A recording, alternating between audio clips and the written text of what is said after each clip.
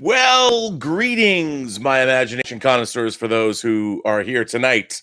This Tuesday night, March 26th. I can't believe we're almost to the end of the third month of 2019. Blade Runner year. You all know that 2019 here in Los Angeles is where Blade Runner actually took place. It's right outside my door. Absolutely. Right here, right now. Anyway, thank you, all of you members of the Post-Geek Singularity community. Thanks for joining me on a Tuesday evening. I have to tell you, I've received a deluge of DMs, tweets, messages, Facebook messages, emails, and letters to my website. You can always, the best way to contact me is on my website at theburnettwork.net, all in response to Willow Yang's epic letter of last night. I've not heard from Willow. I hope it was okay for me to share it. She didn't say not to. So everybody, the resoundingly loved hearing Willow's letter, and it touched obviously a number of people as much as it touched me. It was just a wonderful piece of writing, and I want to thank Willow again for sending that in and just sharing herself that way. That kind of raw honesty is very unique in this day and age, and it was really to be commended. And it was one of the most powerful things anyone's ever sent me. Now, I also read a letter from Denise Preston, who has an addiction to Infinity War. And Denise wrote me a letter again that I received today. And I wanted to read what she said because I think she echoes the sentiments of a lot of people. So once again, here's Denise Preston with a letter. Hey, Rob, spit my coffee this morning when I heard my name come out of your mouth. Thanks for reading my letter. How fun to be a part of Robservations. What I wanted to address, though, was the very touching letter from Willow Yang that you read after mine. What a letter. I first thought after hearing it was, how does this girl not know how amazing she is? First, Willow, you must not stop writing. Just from the letters you have shared, everyone can hear what an amazing writer you are. With all the avenues available today for self-publishing, you should put one of your stories out there for others to enjoy. Every artist I know is, at times, paralyzed with anxiety about the nature of their own talent. My best friend is an extremely talented photographer who struggled for years to make a living doing what he loved. He started to self-publish photography books, and guess what? He started to make some money. He'll probably never own a yacht, but he's able to sustain himself doing what he loves. You have one person right here who pledges to plunk down some hard-earned cash to read something you wrote. Secondly, what your letter said to me was, you are Steve Rogers and Carol Danvers rolled into one. You've gotten knocked down hard, but you've gotten back up again. Be proud of that. Keep getting up every time you get knocked down. Keep fighting. Every time you feel anxious or scared, tell yourself, I can do this all day. You can. Third, you feel too small and ugly to date? Unfortunately, every woman I know who isn't a supermodel has felt the exact same way at different times in her life. We're all too small, too tall, too fat, too thin, too old, too whatever. Beauty fades, my dear. Our personalities and values are what keep us vital and interesting. Don't give up on that part of your life. You would be depriving another amazing person of an amazing partner. Thanks for sharing, Willow, and thanks for providing a venue, Rob. Off to watch Infinity War again? Just kidding. Off to work. Love to all you geeks. Denise. Once again, I love getting Denise's letter, and as I said, it pretty much sums up exactly what the sentiments were. I mean, the outpouring of respect and love for Willow and her letter and her great words were frankly overwhelming. And once again, if I ever have any doubt what it is I'm doing with this channel, why I'm even having these conversations, it started first with the letter and the sharing of Willow, but then the outpouring of enormous support from everyone. I mean, I feel like maybe I will. She's, Willow is as she wrote, is a patron of mine. I feel an obligation. I think I'm going to collect all of the letters and things that people sent me about her letter and send them on to her. So if you have more to say, I'm going to do that.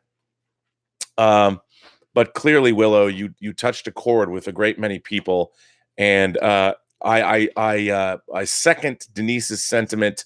I'll pre-order anything you put up on Amazon, whether it's self-published or not, and I will tweet about it and promote it. And we're all waiting with bated breath, even your first short story. Anyway, this next letter comes from another longtime supporter of mine and who's been on the channel almost since the beginning, who's also, I always see him pop up on the John Campea show, Stubble McShave from Ireland. Or maybe Scotland. I'm not really sure, to tell you the truth. I should know this, Stubble, so I apologize.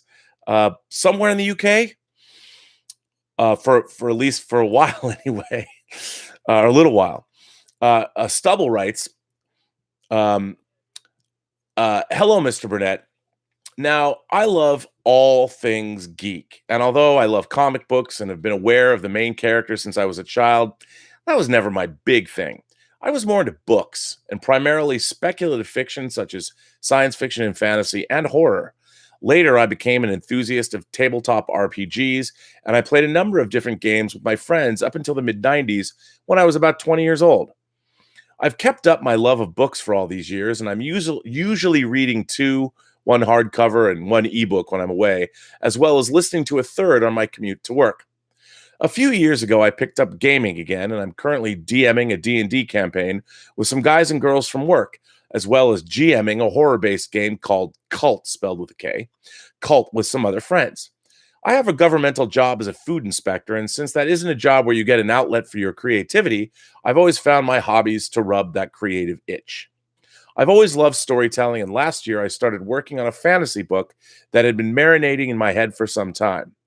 I treat my writing as a hobby right now, and I'm not looking to get published until I can be really proud of my work. And there's nothing wrong with treating it as a hobby if it gives you a sense of satisfaction. Completely agree with that. It's similar to a few friends playing basketball after work. You never hear anyone ask them, so when are you joining the NBA? Anyway, here's my dilemma. I love GMing my games, and I love the writing process. The trouble is that both of those activities use similar creative juices in the brain. I want to focus more on my writing, but at the same time, I don't want to play any less games. What would you do if you were in my shoes? Thanks. Sincerely, Stubble McShave. Oh, you're not from Ireland or Scotland. I apologize. Stubble McShave, a.k.a. Tomas from Sweden. Stubble, you're from Sweden. I've been getting it wrong all this time. P.S. I always think of Miami Vice and Crockett's undercover name when I hear your last name. Well, that's, of course, I'm a huge Miami Vice fan. And when Sonny Crockett took the name Sonny Burnett when he went undercover as a drug dealer, and then I think it was the end of season 4, the beginning of season 5, where it's like a 3-part episode where he gets amnesia and he thinks he is Sonny Burnett.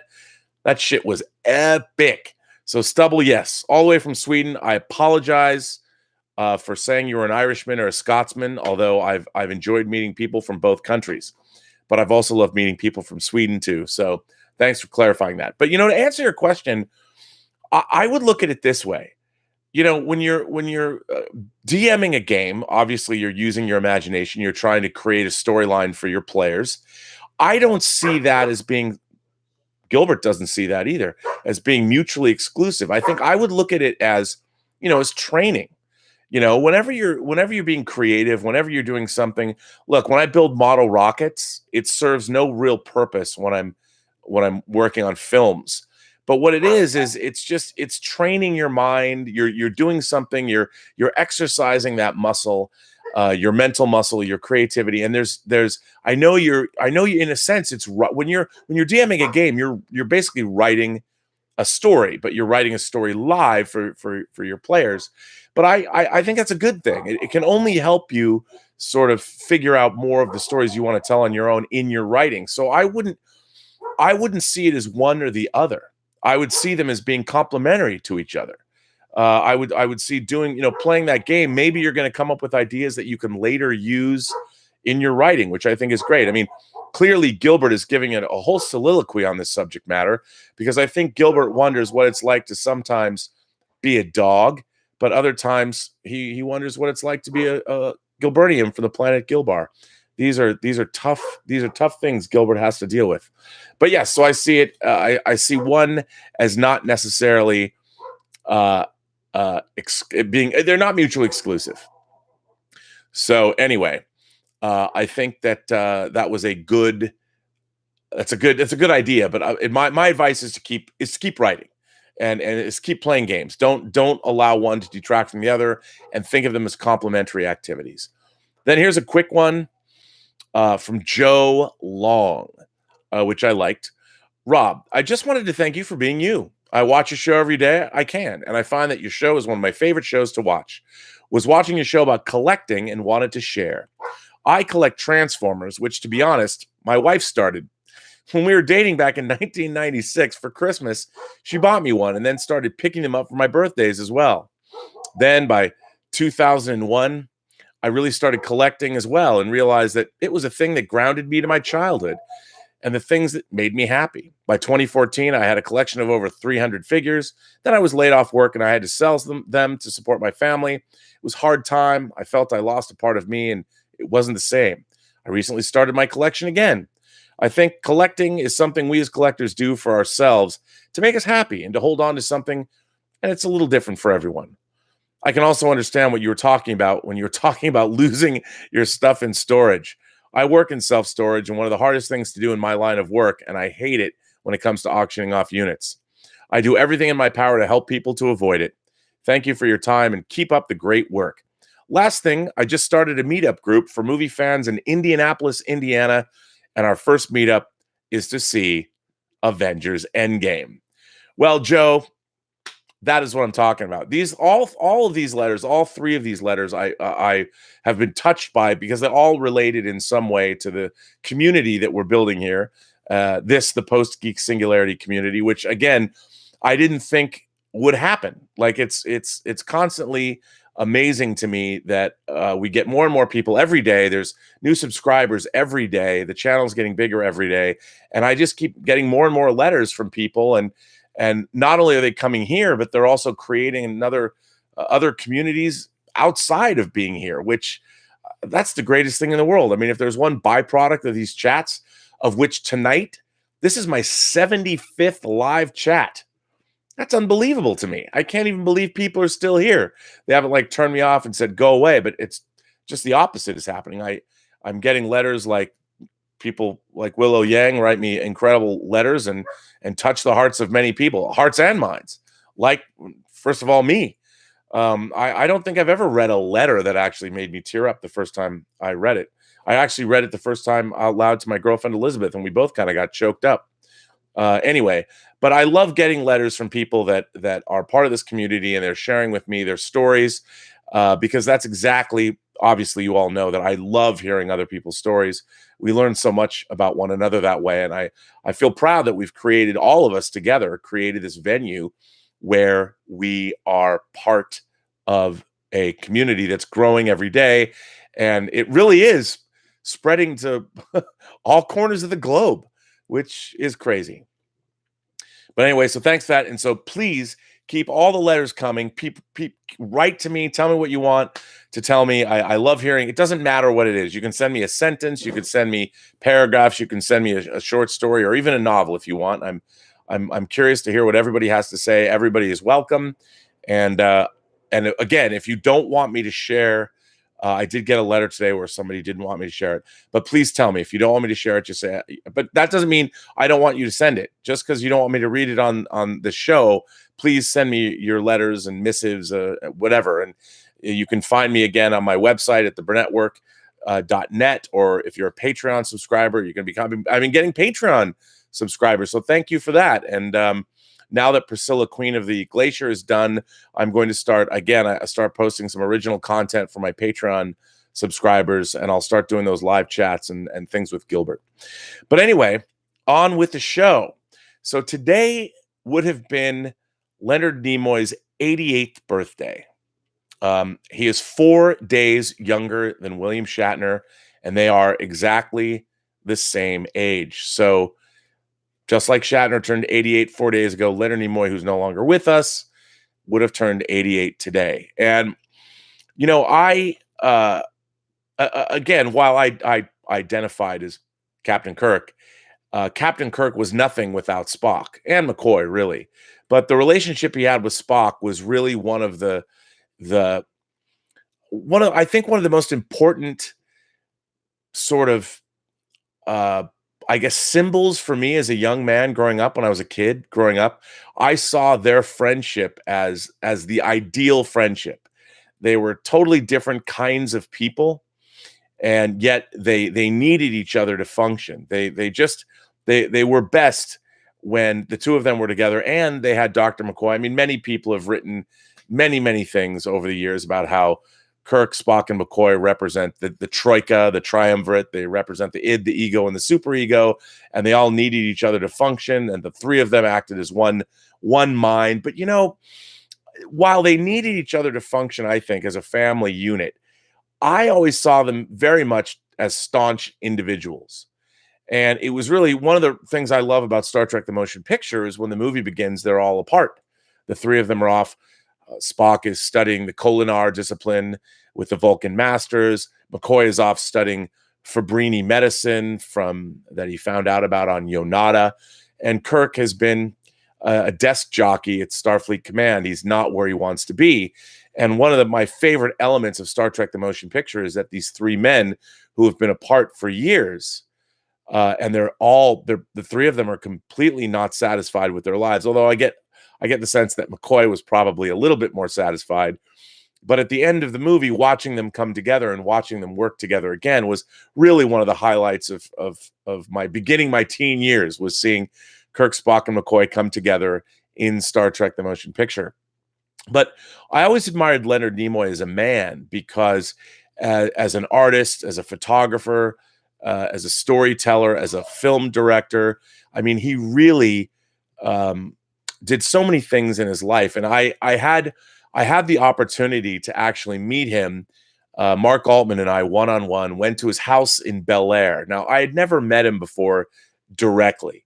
And it was 18 years ago.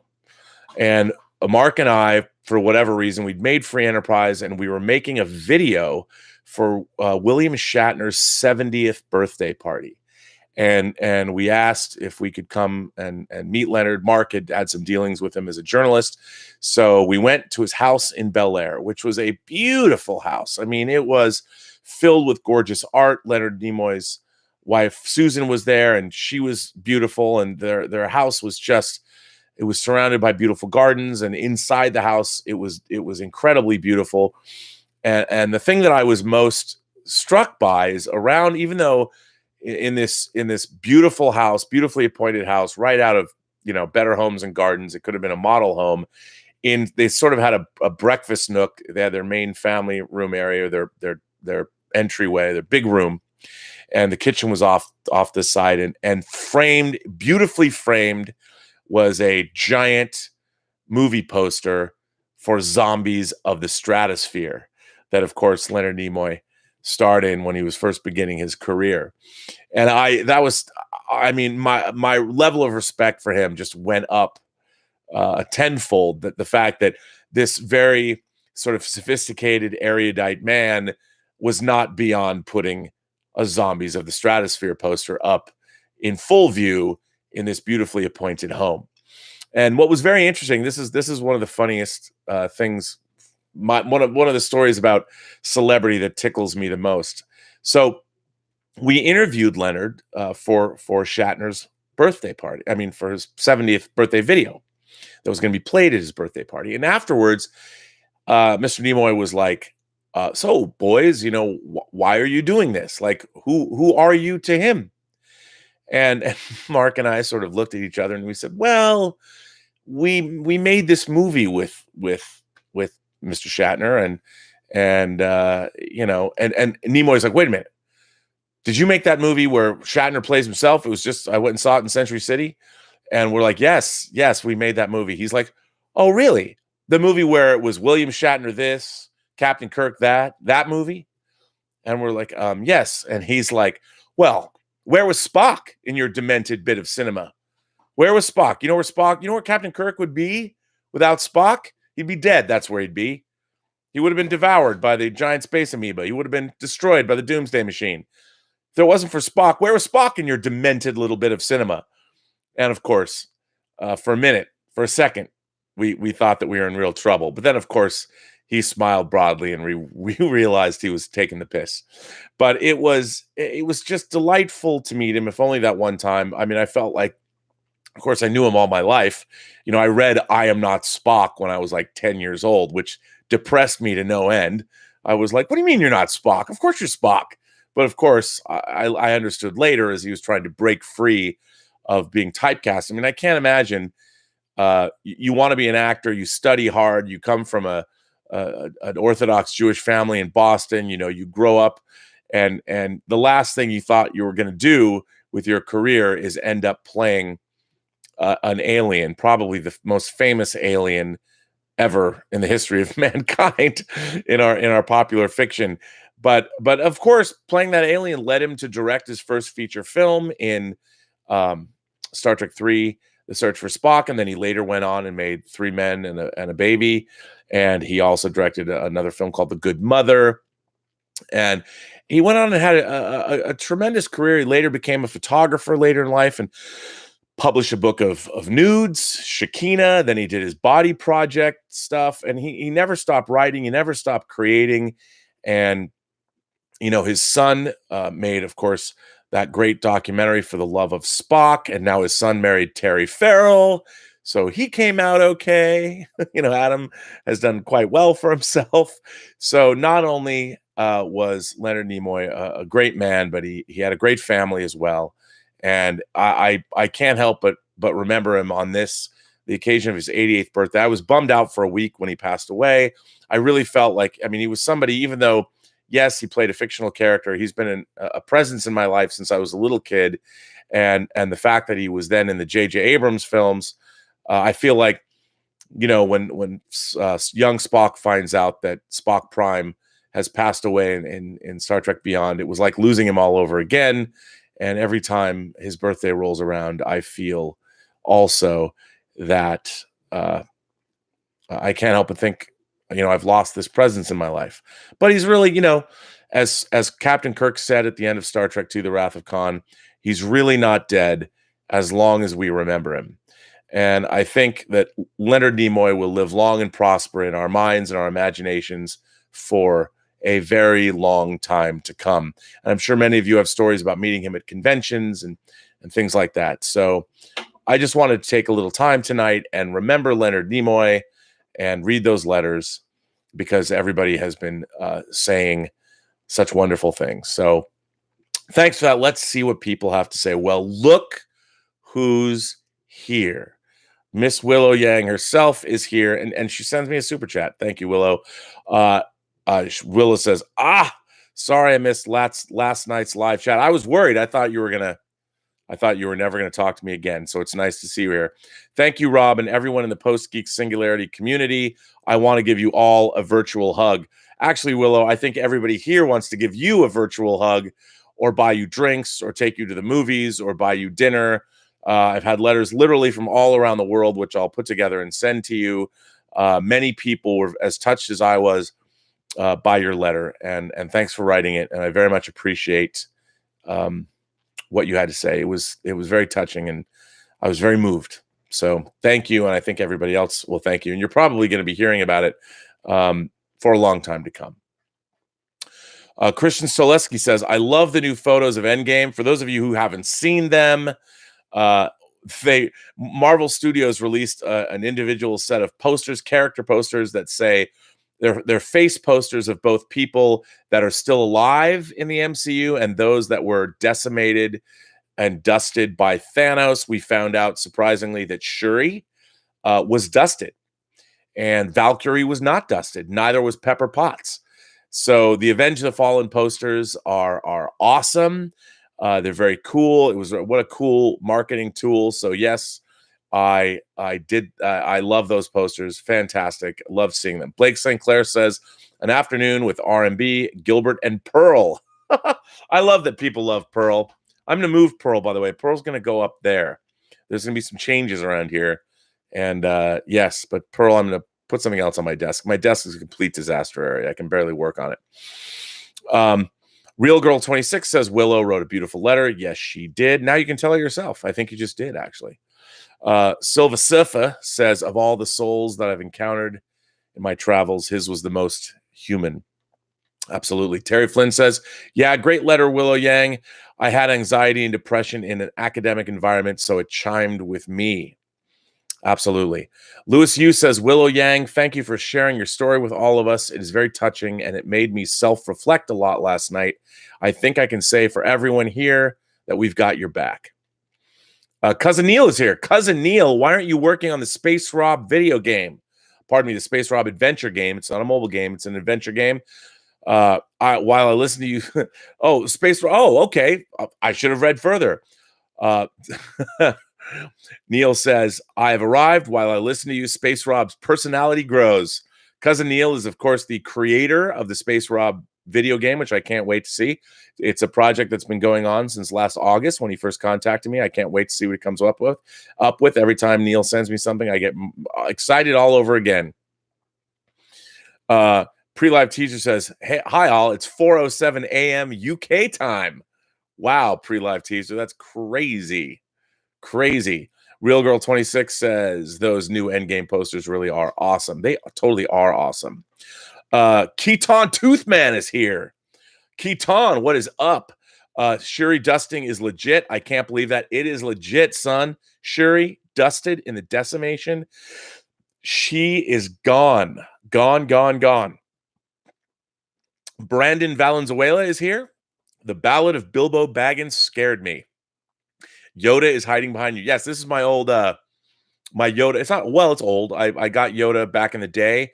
That was made by Sideshow. It's a 1-to-1 scale. It's a real scale Yoda bust. They call it a bust, but yeah, it is a bust. Willow Yang says, I didn't know that Leonard Nimoy and William Shatner were born just 4 days apart. What an awesome coincidence. Indeed. Willow also says, I've got to go to bed now. I've got cell cultures to grow tomorrow. Thank you all again for your love and support. That means so much to me. And your letter meant a lot to all of us. So thank you, Willow. Go to sleep. Tell us all about what kind of cultures you are growing. Send pictures. Because I want to see that. I want to see what happens when cultures grow. Dark Knight 1998 says, happy 75th episode, Rob. Well, happy 75th episode to you two and to all of you, because I wouldn't be doing it if you weren't here. So thanks for all of that. Pre-live teaser also says, I used to watch 1990s Spider-Man cartoon with Madam Web. Having a Spider-Man spinoff filmed in my city is very bizarre. We live in wonderful times, don't we? It's great to be part of the Post-Geek Singularity in these heady days. Idiot Head says, congrats on 75 episodes. Love that you do these. Well, thank you. I will keep doing them as long as people like me doing them. And if they don't, I will stop. Chinese Deadpool is here. Just listen to Willow's letter. As a Chinese student studying in the UK, I can totally relate to her experience. My father passed away last year. Movie helped me a lot. I'm sorry to hear about your father. But I'm glad you liked the letter too. I didn't know you're studying in the UK. That's awesome. I hope you like it. If you're still there when Bond 25 opens, we're all going to London. Elizabeth and I are coming to London to see Bond 25 at the Leicester Square, the Odeon Theater in Leicester Square. You're all invited. So come to the UK. It's supposed to open April 8th of 2020. However, Bond films traditionally open in the UK before the rest of the world. So it might be 2 weeks prior to that. So it might be the end of March. I do not know yet, but we will be there. Dieter Bastian says, I'm totally thrilled if the running time for Endgame is indeed 3 hours. I know, Rob, it's not long enough. Time for the tickets to go on sale. Well, they probably will. As many people know, or maybe you don't know, John Campy and I are going to be at CinemaCon next week. And we'll be doing broadcasts from there. I'll probably be doing this show from there. And they are giving, CinemaCon used to be called Show West. And it's basically a convention for exhibitors, for everybody that, all the companies that have movie theaters around the world, they come to this convention and the studios do presentations for their upcoming product. It's not like Comic-Con. It's truly like an industry event, but they're giving an award to the Russo brothers. They're also giving an award to Charlize Theron and Seth Rogen. And I've heard there's a possibility they might screen Endgame there. I don't think I'll be able to get in, but it'd be pretty cool if they do screen it there. We'll be able to hear the first reactions. But yes, so Dieter, we've heard it's 3 hours and 2 minutes. I don't know. I'm officially seeing Endgame on the 26th. No, I'm not seeing it on the 26th. Am I seeing it on the 26th? Maybe it opens the 26th. I'm supposed to see it before that, a day before that. I'm not sure. It's going to be the same way I saw Infinity War. It's the day after the world premiere, which is great. So I don't have to get spoiled. So I'm excited about that. I'm actually going to see it on the Disney lot. So that's cool. Chinese Deadpool also says, Willow, hope you have a wonderful life. Well, she's still around. She's not going to die. Keaton Toothman says, how is it for sure a known thing? Hard to believe after how beloved she is. Now they dust her without actually showing us. Well, you know, they don't show us the other half the planet Earth got dusted. But according to the posters released today of the Avenge the Fallen posters, the people that are still alive were color posters, and those that were dusted were black and white. And Shuri was surely dusted. So that is official. That comes from Marvel. Brandon Valenzuela asks, is that the destroyer from Thor next to you? Ah, you're talking about this right here. Oh, you can't see that. You're talking about this. No, this is Ultron.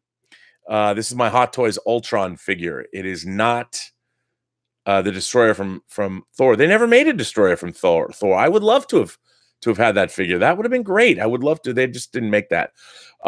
Supposedly Thanos is supposed to be here. The Hot Toys Thanos sometime between April and June. Yes, kids, I did pre-order that Thanos figure. I hope I have the money to pay for it all when it comes in. You know, you have to put a down payment on it, but you know, you gotta have Thanos, right? With his Infinity Gauntlet, because why not? Doshi says, I met Leonard Nimoy back in 2013. I hope that was a cool experience. Sean M says, I saw Nimoy and the Shat filming Star Trek 4 at the Monterey Bay Aquarium in 1985. That's cool. How was that? Were you there? Like, were you there as an extra, or were you just watching? John Sutchfield is here from the Word Balloon podcast. John is great. I've been on a show a lot. If you haven't listened to the Word Balloon podcast, what are you waiting for? Go look it up. The Word Balloon podcast. There's many, many, many episodes to listen to. You got to listen to his podcasts. He says one of the best Simpsons Trek jokes Nimoy wrote, I am not Spock, I am Spock, and I'm also Scotty.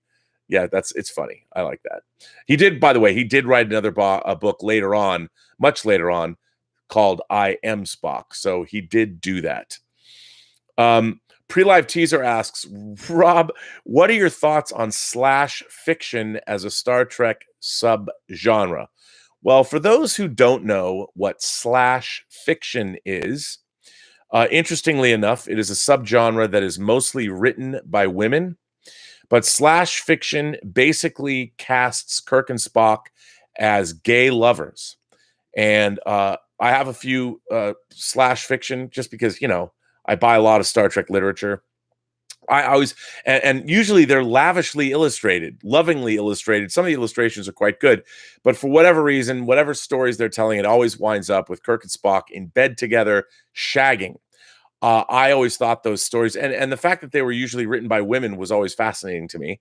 But you know, it's an interesting, you know, we can't be science fiction, fantasy, and horror genre fans if you're not thinking about which favorite characters of yours are hooking up, whether you're shippers and you want to see Scully and Mulder hook up, or whether you want to see Spike and Buffy hook up again, or Angel and Buffy hook up again. I mean, for whatever reason, coupling in or imagined coupling in sci-fi circles has been around for a long time. I never thought the Kirk and Spock, it didn't bother me that you have two men in a same-sex relationship. That I had many friends, I had LGBTQ friends since I was 13 years old. That didn't bother me. But the characters of Kirk and Spock, I never saw them as hooking up with one another. I mean, for whatever reason, if you go back and you look in Star Trek history, Spock, the character of Spock, was always fascinating to women. He received an inordinate amount of fan letters from women, and the character was just always fascinating to women. So it wasn't surprising that slash fiction exists. I mean, it's interesting, but the stories were always convoluted. The stories weren't the best. They were always about getting Kirk and Spock into bed together, and so the stories, they didn't really work for me. Not because of the gay content, but because the stories didn't really work. It was all about getting those dudes into bed, which I thought was weird. But okay. Yeah. Olenti says, so Jadzia Dax is Mr. Spock's daughter-in-law. Yes, ma'am. Yes, she is. Good on Adam Nimoy for that. Who doesn't like Jadzia Dax? I mean, it's amazing. I'm happy for them. And I think it's nice that Adam Nimoy is boldly going where no Star Trek son has ever gone before. So that's good. I like that. Herb Bluntman also says, of all the souls I've encountered in my travels, his was the most human. Long live Leonard. Absolutely. I think so. Ryan Colby says, Willow Yang, look up the birthday of Bruce Davidson and Brian Cox, and you'll never be able to look at the scene in X2 when Stryker's character belittles Senator Kelly in the same way again. I would imagine that's because Bruce Davidson is older than Brian Cox. Well, probably. I don't know. Gene Roddenberry says, I have yet to see Remembering Nimoy. It's good. It's good. But you need to see For the Love of Spock. It's really moving. It's really, really great. David Cabrera is here. David says, hi, Rob and all. Didn't get to catch you live too often. Just finished watching Climax, Gaspar Noé's latest. It is very much a Gaspar film, so trippy. I have it on Blu-ray. I haven't even cracked it open yet. Can't wait to watch it. The director of Tango Shalom, Gabe Bologna, wants to see it, so I've waited till he can see it because Gaspar Noé is interested in a project that he wrote. So I told him I would wait. Aaron Johnson says, Rob, what are your thoughts on the movie Falling Down with Michael Douglas? There were some pretty amusing scenes. Douglas's performance is hilarious, despite Robert Duvall always trying to bother him. Well, for those of you who don't know what Falling Down is, shame on you. It was actually directed by Joel Schumacher. Yes, Batman Forever and Batman and Robin director Joel Schumacher, who also directed The Lost Boys and Flatliners. And it's the story of Michael Douglas's nameless, I guess, government drone worker. Defense is the only name we're given in the movie. I think it's a license plate. And he basically has had it up to here with modern life and cracks, goes a little crazy. And I love the film. And of course, Robert Duvall is a lawman trying to hunt him down. And if you haven't seen Falling Down, I think it's more prescient now than ever before. And you've got to watch it because it's a lot of fun. I actually own the Blu-ray, and I love the film. I do love the film. So yes. Murray Reich is here. Murray Reich says, I'll have to see Endgame on the 28th because the last days of Passover falls out on the 25th through the 27th. Listen, man, I'm with you about Passover, but you know what? Elijah, he's going to be watching Endgame. They're going to save a seat for Elijah. He's going to watch Endgame. We all should watch Endgame. I think he'll be forgiven. God himself is probably going to be watching Endgame because he wants to see if the decimation is actually reversed. Keaton Toothman says, half the planet isn't Shuri. Laugh out loud. It's true. That's true. Sharpshooter 007 says, when the Avengers go back into the past, will they all land in the same spot or will they individually go back in time to their original movies? Sharpshooter, I don't know. I want to find out. I have no idea what's going to happen. I really don't. I know nothing. And I want to keep it that way until I don't want to know anything more. I don't want to see any more trailers. I'm not going to watch anything. I mean, literally, dudes and dudettes, you members of the Post-Geek Singularity community, it's a month from today. Endgame opens a month from today. I don't want to leave the house for fear of getting hit by a bus. I don't want to lose my life in the next month. I can die in May. That's fine, but not this month or not next month. Brad Brickley says, saw Arctic today and it was intense. Then came home and watched Infinity War again for the 5th time in the last month. Arctic is a new, it's based on a comic. Arctic is not based on a comic. That's something else. Arctic is the other movie with Mads Mikkelsen, right? The survival movie. I haven't seen it. It looks good. I love me some Mads Mikkelsen. I've always loved Mads Mikkelsen. I loved him as Le Chiffre in, of course, Casino Royale. I loved him as Hannibal Lecter in 3 seasons of Hannibal. I hope to see him again. Chinese Deadpool says, thank you. The community is great. Blake St. Clair says, Valkyrie lives. How cool is that? Let's see. Helsing7747 says, have you played the new Devil May Cry game? I have not. I believe you have a statue of the main character. I have an action figure. I actually have a bootleg action figure of Dante from Devil May Cry. There was a time when I loved those. I played Devil May Cry incessantly, and I also played, why am I drawing a blank on it? Seminosuke? It's another Capcom game, and why am I drawing a blank on it? I played 3 of them. You know, the samurai, oh man, somebody will tell me. I can't, I'm getting old. Sometimes I have so much in my head, I can't think. Joker79 says, people forget Infinity War and a lot of Endgame was filmed before Black Panther was released.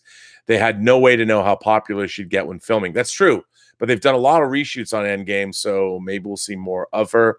Real Girl 26 says, I think Loki sent a double to Thanos, but I could be wrong. I'll know the answer soon enough. It'll be all good. I've got 5 other films with Loki in them. I have a Loki hot toy. They've made other Loki hot toys, but I have the first one. I love the first. I love the first Loki hot toy. Herb Bluntman says, "Is that a 1/350th scale Constitution Enterprise on the shelf?" Yes, sir. There's a 1/350th scale Enterprise there, and there's a 1/350th scale Enterprise refit there. They're not lit up though. They do light up. They're just not plugged in. But yes, my favorite fetish objects are the Enterprises. I love them so. Let's see. Nay says, I love the show In Search Of. Looking back now, Nimoy was a very handsome man. Yes, Leonard Nimoy was a very handsome guy. I thought very unique looking man. I loved In Search Of. They're remaking it, you know, and they're remaking it with Zachary Quinto, which I think is pretty cool. They've already made it. They've already shot episodes. I loved In Search Of when I was a kid. And for those of you who don't know, In Search Of was Leonard Nimoy hosted a show, and they would go after, like, In Search of the Bermuda Triangle, In Search of Bigfoot, In Search of ancient astronauts. They went in search of all the crazy phenomenon in the world. I love that show, and it had that great theme song. Wow, wow, wow, wow, wow, wow, wow, wow, wow, wow. I loved that when I was a kid. That was great. Great stuff. So I agree with you. Comic Book Cast 3 says, the more gay characters, the better. Well, you know what? I have no problem with more gay characters. I just hope they're presented as matter of factly, you know, that I think representation happens when it's just matter of fact. It's played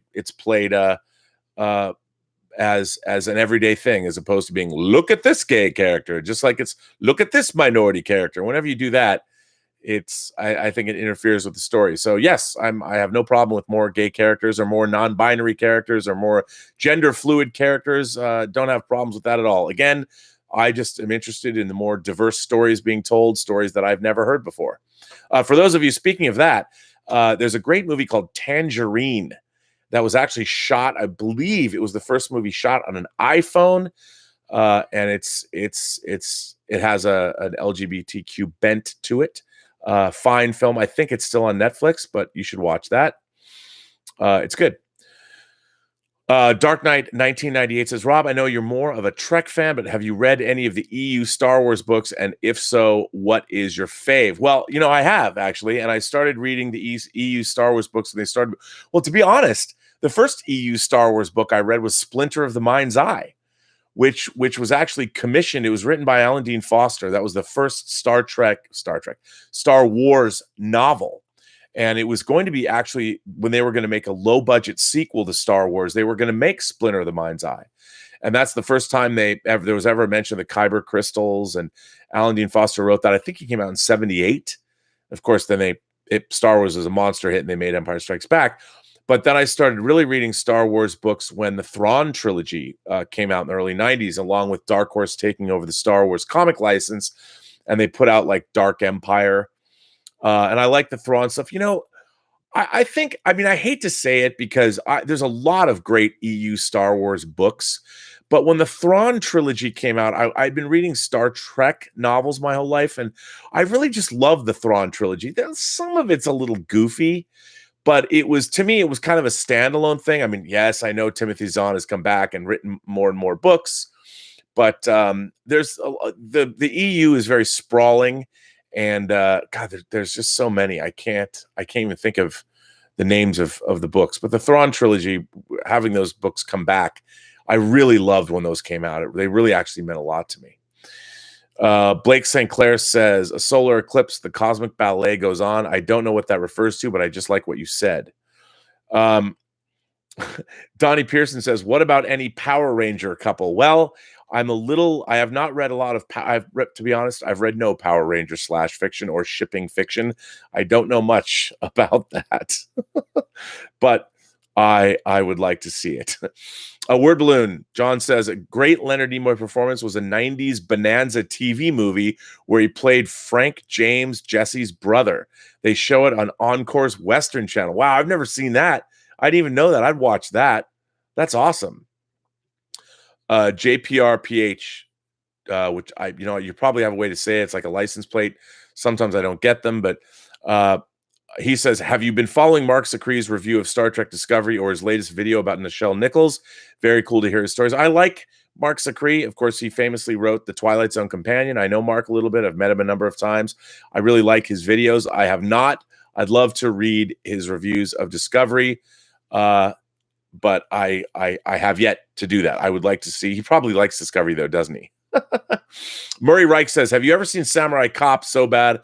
Onimusha! Yes, Mugen 008 says, thank you. How could I have forgot Onimusha 1, 2, and 3? And Onimusha Samanosuke. Onimusha 3, of course, had Jean Reno, and it had time travel in it. I love the Onimusha games, and that's why I bought Devil May Cry in the first place. Those are PlayStation 2 games, and I loved Onimusha. I used to have an Enter Bay Onimusha 6-scale figure that was in my storage locker, and I lost it. No one knew what it was. Nay says Valkyrie by Bryan Singer, who's a buddy of mine, of course, as you know, with Tom Cruise is a good movie. I think Valkyrie is really good. Of course, Chris McQuarrie wrote it, and yes, absolutely, I really liked it. Keaton Toothman says Loki got a poster and he was not dusted. Yeah, but he was dead. Loki's dead. Is his poster in color or black and white? Because if it's black and white, he's dead, and I believe the poster is black and white. I don't think it's color. All the characters have black and white posters are either dead or dusted. Chinese dude Deadpool says just a name change for your. That's just a name. Oh, Chinese Deadpool says because you're now Chinese Deadpool. It's no longer Chinese characters. Just a name change for your convenience. Ha ha ha. Well, thank you for doing that. I like that. Ryan Colby says, hi, Robert. Did you build those Enterprise models behind you or were they purchased already finished? This is the Master Replicas Enterprise. And this is, you can't really see it, but I had this built for me because I wanted the pearlescent paint job on the motion picture. So this is not, it's beautifully done. The paint job is absolutely incredible.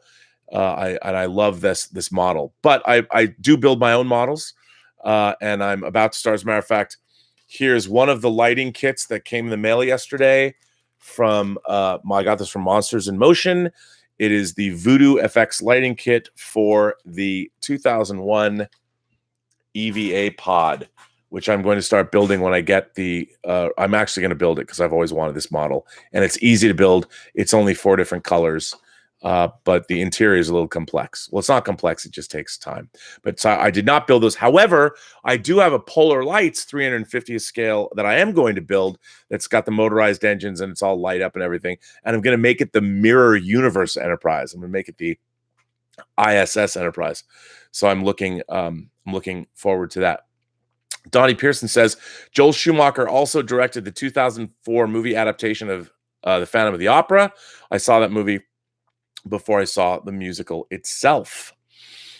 Herb Bluntman says Falling Down is as prescient as Patty Chayefsky's Network. You know what? You're absolutely right. If you guys haven't watched Network, it's unbelievable. You've got to watch Network. It's one of the most amazing films ever made. One of the great films of the 70s. Faye Dunaway's. Everybody's in it. All the great 70s actors. You got to watch it.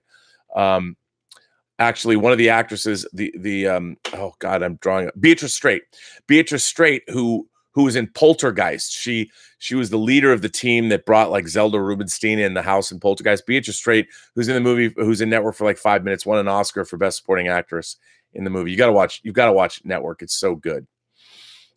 Blake St. Clair says, will you yield, Mr. Bond? Mads was a great Bond villain. You know, I like Le Chiffre. I thought he was good, but he kind of punked out at the end, man. I mean, I know he was just throwing a card game, but when he was torturing, when he was smashing Bond's balls through that chair, it was pretty brutal. By the way, that was right out of the book, Casino Royale. So that was pretty cool to see that they adapted the book so faithfully. Capcom has been having a really good year, says Anthony Morales. Yes. You know, I'd love to go back and play. I loved Onimusha and I love Devil May Cry, but I don't like the fact that PlayStation 2 games, I still have all my PlayStation 2 games, and they're not backwards compatible. So you can't go back and play. Maybe I can get them on an emulator or something. Jedi Knight and friend of Captain Solo says, did I say that I knew Doomcock's real identity?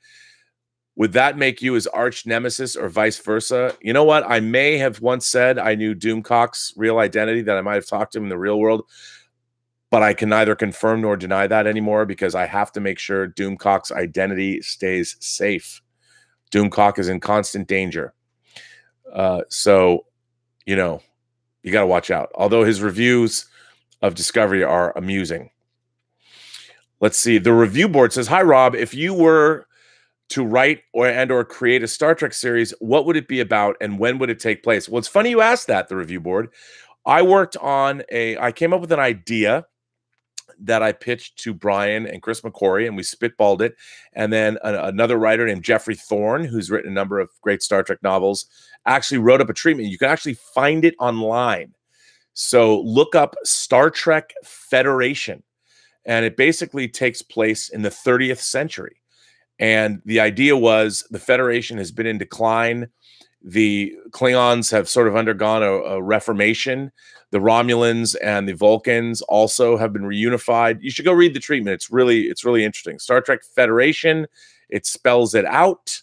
You might find, if you're a Discovery watcher, you might find some really interesting parallels in the treatment with what they put on TV, which I found interesting. So yeah, check that out. Anthony Gonzalez says, I got Christian to confirm there will be a Star Trek Schmodown match. So are you ready to dance with Mance? Mance, you know what? That guy, I'll meet him any day of the week to do a Star Trek Schmodown. That boy is going down. I will clean his chronometers, as Renee Augenbois said in the cut scene from Star Trek 6 that you can only find on the director's cut DVD. Magic K says your favorite Jack Ryan adaptation, bar none, Hunt for Red October. Hunt for Red October is my favorite Jack Ryan adaptation, but I really do love Clear and Present Danger quite a bit. And you know what? I like Sum of All Fears. I liked Affleck as a young Jack Ryan. I thought that shit was dope. I liked the movie a lot. Somebody sent me a super chat for $1, but they retracted their message. They're probably giving me shit, and or not. Maybe they didn't. Aaron Johnson says, famously, a lot of Star Trek actors have appeared on other shows outside of Star Trek, which can be counted as 6 degrees of Star Trek fandom. Absolutely. I loved it. You know, like Leonard Nimoy was on Mission Impossible. And so many actors were all over the place. It was great. In the 60s, it was so cool to see actors show up on all these different shows. Like you saw Arlene Martel, who played T'Pring, was famously in a Twilight Zone episode. Room for one more, honey. So yes, it was great when you saw Star Trek actors show up on other shows. I always love that. I just saw one. BL Alley says Manchurian Candidate. I don't know why you're saying Manchurian Candidate, BL Alley, writer BL Alley, but let me tell you, The Manchurian Candidate is one of my favorite movies of the 1960s. It's directed by the great John Frankenheimer. If you guys want to watch an incredible run of films Watch director John Frankenheimer's output in the 60s, starting with Birdman of Alcatraz, and then watch The Manchurian Candidate, Seconds, which is one of my favorite science fiction movies of all time, and of course, 7 Days in May and The Train. What a run of films. John Frankenheimer is amazing. Idiot Head says, RMB, have you seen Eagle Moss's Doomsday Machine ship? Must own. For those of you who don't know, Eagle Moss makes these great Star Trek miniatures, of which I have. You know what? I used to buy all of the Eagle Moss ships, but then they started making bigger ships, like their special edition ships. So I only buy their bigger ships. And here's the greatest thing. I love Eagle Moss stuff, but I will buy their special edition their stuff, and they famously have made a V'ger that hasn't come out yet that I want to get, and they've made a Doomsday Machine. But you know what Eagle Moss just did that is unbelievable? They're having a subscription die-cast metal Enterprise D from Star Trek The Next Generation, and it's like 3 feet long, and you have to build it. And they send you, if you subscribe, it's $1.99 to subscribe. And they send you four subscriptions a month. So every week, I guess, they're going to send you pieces. And you put it together with screws, and it's metal, and it's completely illuminated. And it's huge. It's like as big as these Enterprises, if not bigger. Go watch the videos. I had to subscribe. It's $1.99, and they send you the first pieces. And it's going to take like a year. It'll take a year to get all the pieces to build the whole thing. But what's great about it, it's already painted. You have to paint it, but it's screws and wires, and it's awesome. It's the biggest Enterprise D model anyone's ever made. It's totally illuminated. I am not a shill for Eagle Moss, but I love their Battlestar Galactica stuff. I'm a big fan of Eagle Moss. I love their bigger stuff. The ring ship, the Enterprise ring ship that you saw on the panel, the photographic panels in the rec deck and Star Trek The Motion Picture. I love that they made that, but I can't wait to get that Eagle Moss Doomsday Machine. But you know what? I really would love to, and it's got like a light in it. The Doomsday Machine has like an LED in it, so it lights up. But I want a Doomsday Machine. You know, everyone calls it, I call it at least, the giant space cornucopia, and I wish it was bigger. But I feel that way about most models. I always want models to be bigger. But yes, I love Eagle Moss. I've seen it. I really want it, and I'm going to buy it. Word Balloon also says, John says, have you read the James Bond comic strip collections Titan Books reprints? I have not. Great adaptations, and the comic strip Bond looked like Connery debuting 4 years before he was cast. Wow, I didn't know that. I will totally get that. I'm going to go get that. That is awesome. Donnie Pearson says, I myself have been predicting the next Star Trek series after the animated Nickelodeon series would be a live-action post-Nemesis series that would air on either CBS or the CW. That could be good. You know, I think Discovery's a hot mess. I have no faith in the people that are currently producing Star Trek. I hope the Picard series proves me wrong. I'd love it to be great. Nay says, isn't it crazy that Martin Campbell directed GoldenEye and then Casino Royale? Has any other director come back to direct a reboot? Why didn't he do any sequels? I don't know. I loved Martin Campbell directing both GoldenEye and Casino Royale. You know, there have been other like directors like Lewis Gilbert came back both with Connery and with Moore, but they weren't really reboots. But I love what Martin Campbell did. You know, Martin Campbell also directed Green Lantern. But I kind of like Green Lantern. I have a soft spot for it. I know. Evening Folks says, thoughts on Doug Walker, Nostalgia Critic. You know, I don't know Doug Walker, Nostalgia Critic. I must go brush up on him, and I will do that. I'm unfamiliar. Magic K says, why are they so obsessed with remakes of Nightmare at 20,000 Feet? Nobody's going to top Shatner's whimsical acting. You know, I agree with you. I mean, obviously, we see that there's a little figure of the gremlin in the new Twilight Zone in the water somehow. It looks like one of the sideshow figures, the gremlin. I think it's because it's such a memorable episode. Of course, they famously remade that episode with John Lithgow and 1982's Twilight Zone, the movie that Steven Spielberg produced and then famously directed the Kick the Can segment. I think it's just one of those stories that people like. But yeah, I mean, I'd like to see new and different stories. I mean, I know they're going to revisit that again, but I guess they have to. Just like It's a Good Life, the early aughts 2000, the 2000s remake of the Twilight Zone, remade, or they did a sequel to It's a Good Life with Billy Mooney coming back and playing his character with a kid. Herb Bluntman says The Outer Limits and Twilight Zone featured many Star Trek actors. Lord Goth, yes, yes, very familiar. Herb Bluntman says Ronin by John Frankenheimer, one of his later films, has the best car chase ever. It really does. It's got at least one of the greatest car chases ever. What I love about Ronin is there's a car chase on the streets of Nice, and of course Nice does not have very wide streets. You know, they weren't, when Nice was originally built, they weren't thinking about automobiles. So the chase, there's some great chases in both Nice and Paris, I believe, in Ronin. I love Ronin. It's great. Firescale says, who's the silver guy in the case behind you? As I said, that is the Hot Toys Ultron. You can't see, you'll see, like, there's the Bat Pod with Catwoman. You can't see her. This case is going to be filled. There's a case right next to it. I'm going to move my thing around, so I'm going to be looking back into my Hot Toys glass case, which will be illuminated and everything. So you'll see that soon. But that is indeed Ultron. Dark Knight 1989 says, just wondering, how did you get into your line of work? Because I aspire to be like you one day. Well, which line of work? This line of work? I just turned my computer on and started talking. But no, I would assume, you know, I was always interested in motion pictures from the time I was a little kid. And I was lucky when I was 13 years old, I started hanging around the first video store in the Seattle area when I was 13. And the guys who ran the store gave me my first job. And then I was the film critic for my high school newspaper. I wrote a column called Real Life. I thought that was cheeky, REEL, like a film reel, Real Life. And then in college, I studied film. I always wanted to work in movies.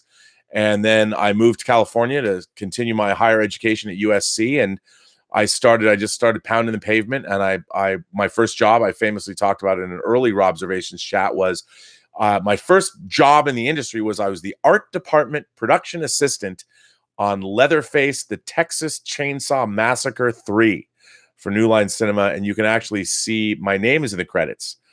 And so that, and I just went from there. You know, you just got to pound the pavement, knock on doors, and make friends. And you know, in Hollywood, it's both what you know and who you know. But beyond that, you have to be fun to work with. Here's the thing: when you work in the entertainment business, here's the most important thing about working in the entertainment business: never, ever, ever, ever, ever be late. Never. There's no excuse. You never be late. No matter, it doesn't matter. I don't care if your mom died. I know Eric McCormack's mom had a heart attack when we were making Free Enterprise.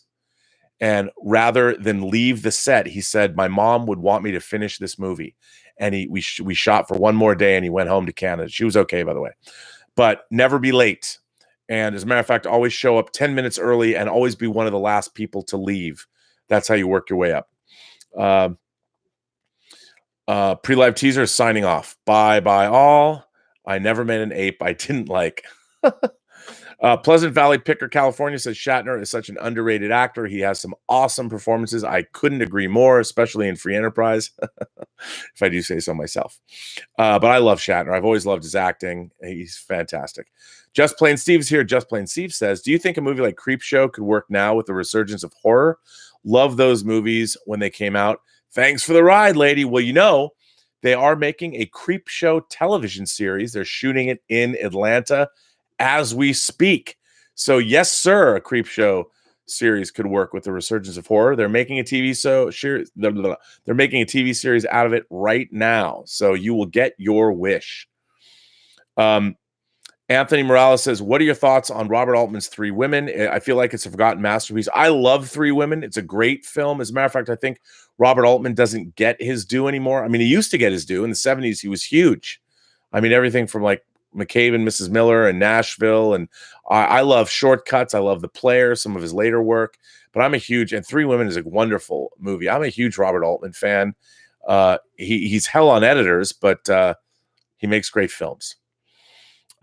Kartik Prasad says, I love when Leonard Nimoy was in Columbo. Yeah, was he? I have not seen that episode. I've seen Shatner in Columbo, but not Leonard Nimoy.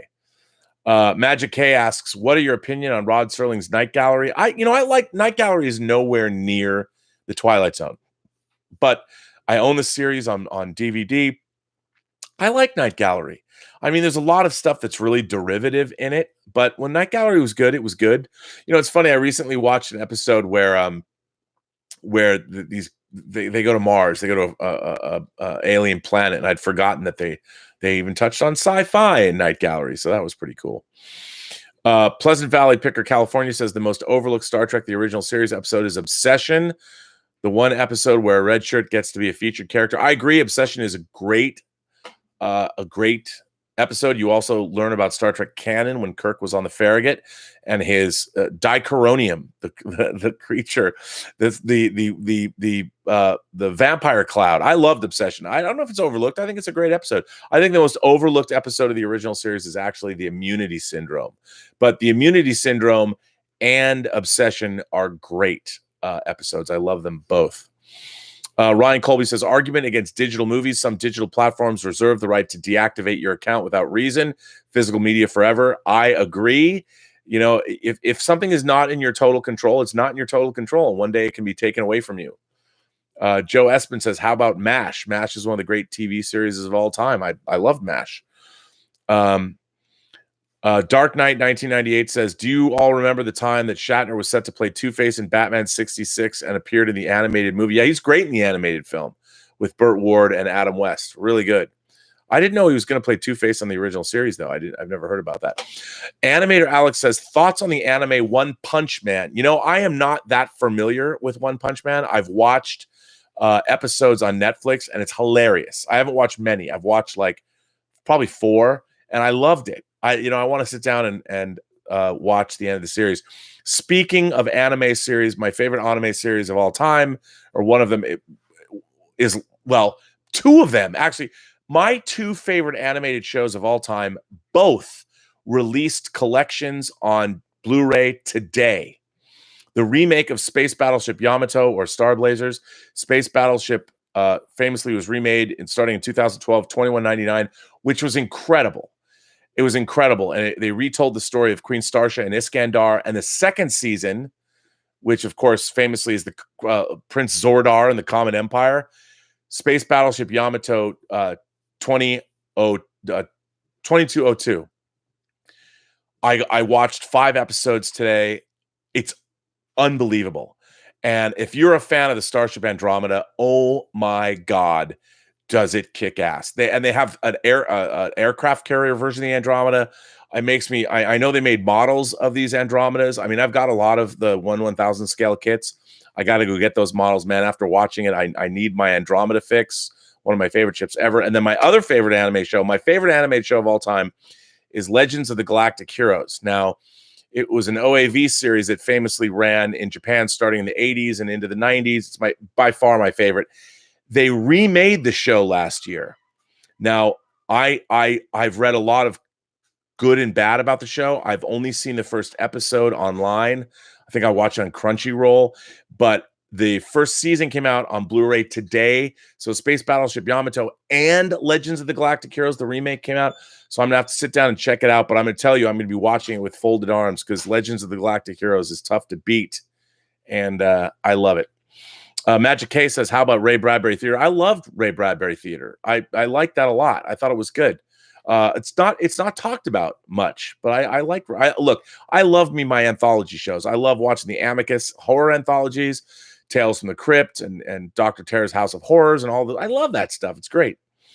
But yes, I need to watch more of One Punch Man. Murray Reich says, Dumbo not getting great reviews so far. Oh, is it not? That's kind of a bummer. I want it to be good. I've read some good things about it. I mean, but I guess if it's not getting good reviews, it's not getting good reviews. Adam Hewlett says, Klinger from MASH is now a Disney princess. He became one when Disney bought Fox. That's hilarious. I have yet to see that meme. That's very funny. That's really, really funny. Pleasant Valley Picker, California says, when McCoy confronts Kirk in his quarters about his fitness to command, DeForest Kelly's best scene. Yes, that was a great scene. Another great scene. One of my favorite DeForest Kelly scenes, I think, is also a scene in Kirk's quarters from Balance of Terror, when maybe that's what you're talking about, when McCoy says one of the great speeches of all time, when he comforts Kirk and Kirk's asking, why me? It's great. Herb Bluntman says, I've had Space Battleship Yamato movie in my Netflix queue for years, still languishing in the save part. The live action film, the 2010 live action Space Battleship Yamato movie, is fun to watch, but ultimately a disappointment because, you know, they couldn't do blue people after Avatar, and the aliens, it's very weird. They had to make severe tired, and I'm going to jump off this chat. It was a great chat. A lot of great people here. I'm glad you got to interact with Willow, some of you. But I wanted to say thanks for all of you, the members of the Post-Geek Singularity community, for being here. Thank you for supporting me, supporting the channel. I will be back on the John Campea show tomorrow at 9 a.m. Also, go listen to our, we just dropped episode 3 of our new podcast, Best Worst Movie. Today, our subject is the movies of 2012. What is our favorite movie and what is the worst movie? And all 3 of us picked wildly divergent movies. I also do it with Olympic gold medalist Cody Miller. You can find it wherever podcasts are. The Inglorious Trexperts are going to be live at WonderCon this weekend. We are going to be doing Starship Smackdown on Sunday. So yes. So Magic K says Disney princesses became a slayer when Disney acquired Fox. I believe that when Disney princesses became Slayer. Well, because Buffy's Fox. So Buffy is now a Disney princess. So the Slayer is now a Disney princess. So I want to thank all of you for being here. Thank you all for continuing to support this and me and on the channel. I really appreciate it. Sorry, I was a little tired tonight. But as I sign off always, I say, remember, every person you meet has a story to tell that you have yet to hear. All you have to do is listen. And with that, I bid you all a good evening. I will be back tomorrow with some other interesting thing to discuss. And I love having you guys here. And again, thanks for the support. Find me on YouTube. You did find me on YouTube. Find me on Twitter at Burnett RM. Find me on Instagram at RM Burnett. You can find me on my Facebook page, Robert Meyer Burnett. Find me on Patreon. Support me on Patreon if you want. I'm dropping some interesting content there. And it's just great to have all your support on all of my different platforms. So thank you very much. And as always, have a better day. I'll see you guys tomorrow.